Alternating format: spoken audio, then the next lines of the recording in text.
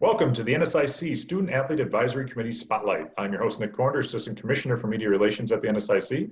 This fall, we'll spotlight an NSIC fall sports student athlete from each of our 16 institutions. And this week, we're joined by the University of Minnesota Duluth's Becca Osborne. Becca, thanks for joining us. Thanks for having me. All right, well, let's start off with you telling us a little bit about yourself. Yeah, so I'm a redshirt junior from Sturgeon Bay, Wisconsin on the women's soccer team at the University of Minnesota Duluth, majoring in psychology and minoring in sports coaching. Excellent. You're also a member of the Student Athlete Advisory Committee up there at Minnesota Duluth.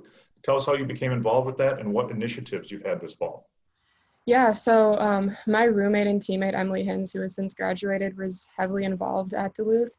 So my second year on campus, she really encouraged me to come to our first meeting. And at that first meeting, I became the chair of SAAC's mental health subcommittee, which is where we started the Green Bandana project out of last year. And so a little bit more about our initiatives this year is obviously we still have the Green Bandana project. And at Duluth, we have really grown that campaign to become a year-long student athlete run campaign, which obviously we're focusing on, putting resources, bandanas into the community to decrease the stigma and raise awareness for mental health. But we've also brought in wristbands. So over October, every athlete and administrator received one of these wristbands for free that it says #EndTheStigma with the National Suicide Prevention Hotline, because unfortunately, death by suicide is the third leading cause of NCAA student death in the NCAA. So we're just continuing to, bring awareness to that, and especially in COVID, it's extremely important.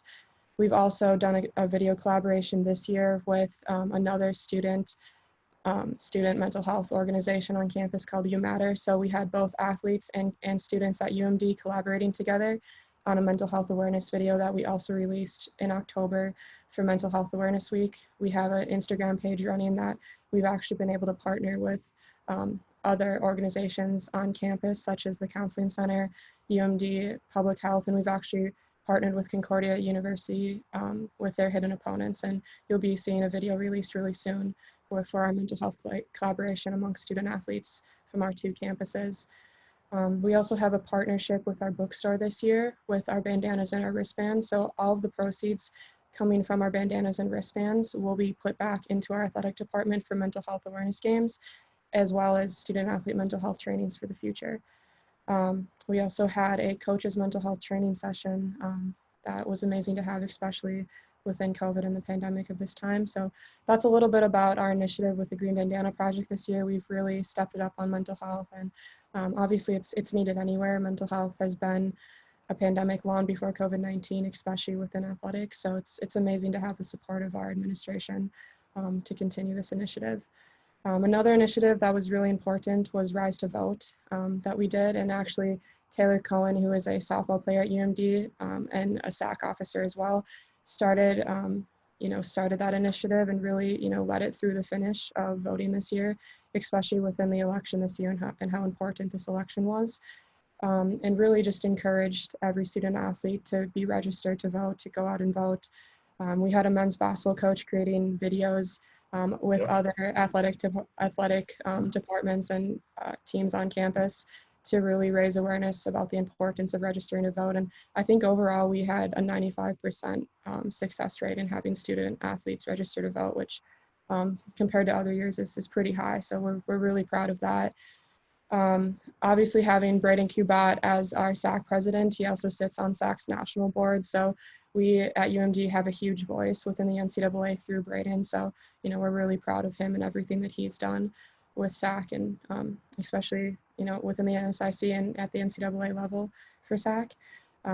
We also had this year a group of football and basketball players coming together to organize a peaceful march across campus to raise awareness for the racial injustices happening across the country.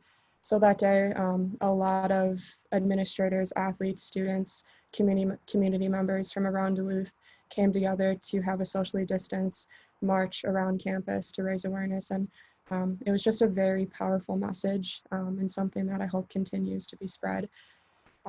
Looking into the future, we'll continue our bystander prevention into this semester with Loretta Perry and every team through Zoom with COVID. Of course, we'll be trained again with bystander prevention. Outstanding. Those are some great initiatives, great details on what you guys are doing up there.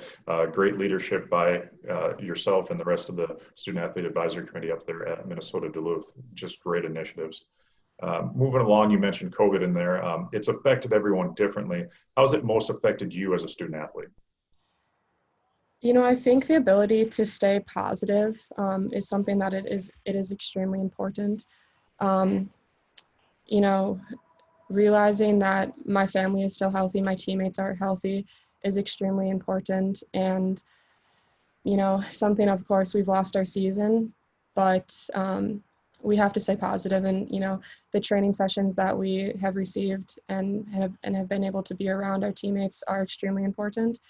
And so, you know, continuing on and, you know, just staying positive, realizing that we don't control it and that our administration, our, you know, conference, they're looking out for the best interest of us as student athletes for our health and our safety. So, you know, every day just taking the positives out of it that we can find. Yeah, so with the cancellation, you mentioned a little bit, but a little more detail on what UMD Soccer has been up to this past fall. Yeah, so we have unfortunately been shut down twice, but we did get to train for about a month within the weight room at practices. So, you know, having full training sessions within pods and, you know, obviously socially distanced, wearing a mask. So that's, you know, that's part of the training aspect, trying to improve. So hopefully in the future when we can have a season again, we'll be as prepared as possible. Obviously being around people and being around teammates that we really enjoy playing with has been a big factor for us, even though we can't travel and play against other teams. It's been great to still be around each other and have that element of team still there.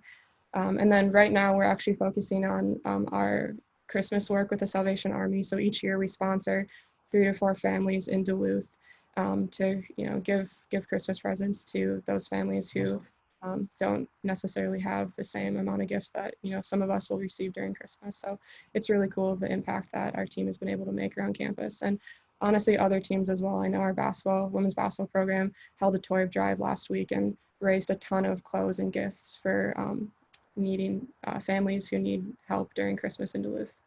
Wow, outstanding. Again, another great initiative and work with the community up there by Minnesota Duluth. So a little more about how you got there. You said Sturgeon Bay, Wisconsin. You went to Northern Michigan out of high school. What was it that brought you to UMD and what is it that drew you there?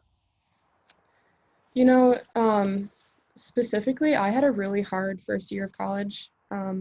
And my reason, you know, for transferring and specifically coming to UMD was I found an environment and a coaching staff that I was able to trust. You know, a coaching staff and an administration that looks out for its athletes. And that's really what I needed. And I needed a fresh start. You know, besides that aspect, you know, meeting the players when I came to Duluth on my official visit, you know, everyone really seemed to have fun with each other and, you know, enjoyed being around each other, enjoyed the environment that Duluth creates. And so that was really important and a huge reason why I came to Duluth. You know, obviously besides the, you know, great atmosphere, the, you know, the coaching staff, really just the nature of Duluth, you know, being on the shores of Lake Michigan, having Canal Park, having the boats come through. I'm from Sturgeon Bay, Wisconsin, right on the shores of Lake Michigan. And a lot of the boats and, you know, you see like world famous Canal Park and with the lift bridge coming through, a lot of those boats were actually built in my hometown. So it added another element of, you know, kind of feeling like an extra home for me in terms of the scenery, even though it's definitely a bigger city compared to where I'm from. You know, I just felt like that was my new home and that was the place where I belonged. Awesome. Obviously Duluth, beautiful. Scenery up there, the lift bridge, all the things you mentioned. Just I always have a great time when I go up there with the scenery, even the drive up there. So you still have a few years left to play at UMD, but what ultimately do you have planned for your future? Yeah, so I hope to go on to a master's program in mental health counseling, hopefully one that has a specific focus in sports psychology, to one day work as a mental health professional within a college athletic environment. Awesome. Makes a lot of sense with a lot of the initiatives you're doing that they mesh together. So this is one of my favorite questions to ask is, do you have any hidden talents or something people may not know about you? I feel like overall, in terms of my talents, I'm a pretty open book. So I don't think there's anything that my teammates or friends would be shocked by in terms of talents. But something that people don't know about me is I'm obviously a huge Packer fan coming from Wisconsin. I was born in Green Bay, raised in Sturgeon Bay, which is an hour northeast of Green Bay. But I was actually raised a Cubs fan, which is a huge contradiction to, the people in my life and, being diehard Packers fans. I'm obviously not a Bears fan, but, grew up being a Cubs fan. So people have no idea that I kind of keep that a little quiet. Keep that under wraps. Okay. Now everyone knows. So. Cubs fan. All right. There's worse things to be. Yeah, I guess. All right. Well, I'm not going to bring up obviously a big Vikings fan here, but we'll let that go for right now because it's time for rapid fire question and answer. Are you ready? Yep. All right. So do you have any pre-match rituals? Yeah. So I specifically, like, if you see me before a game or even before practice when we start to scrimmage, I have to tie my right shoe first and then my left shoe, and then I'll go back to my right shoe, fix it, and then go back to my left shoe and fix that. It's something that I've been doing since high school. It might be a little bit of an OCD thing going on, but it's something that I do every time before we play.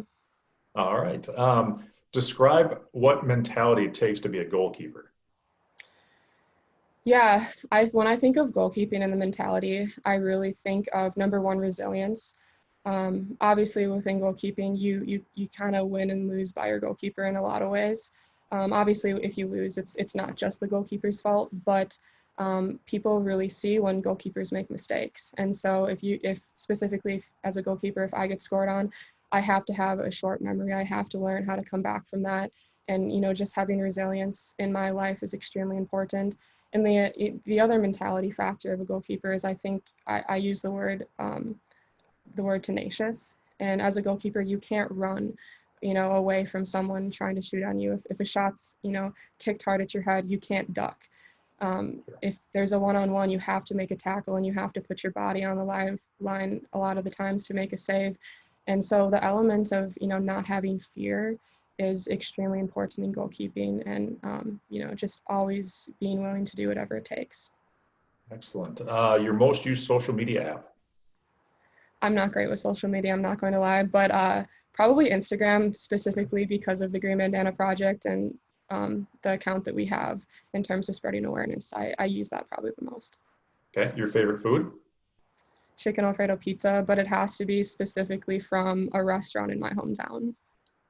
All right. What restaurant? We'll give them a plug. Sonny's Pizzeria in Sturgeon Bay, Wisconsin. All right. Get the chicken Alfredo if you're ever there. Who's influenced you the most in your time at UMD? I've had a lot of really positive influences. I think specifically, I think of Karen Strami, our associate athletic director. She's someone that has really guided me in terms of mental health advocacy with the Green Bandana Project.